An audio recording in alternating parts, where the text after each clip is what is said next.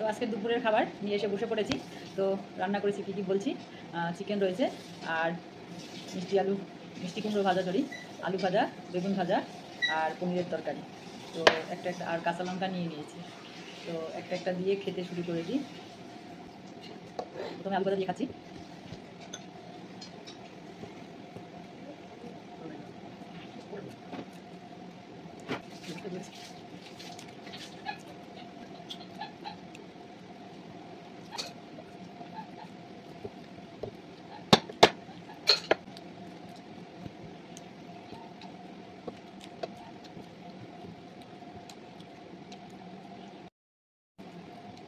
একটা আলু নিয়ে নিচ্ছি, ঝোলটা নিয়ে নিচ্ছি।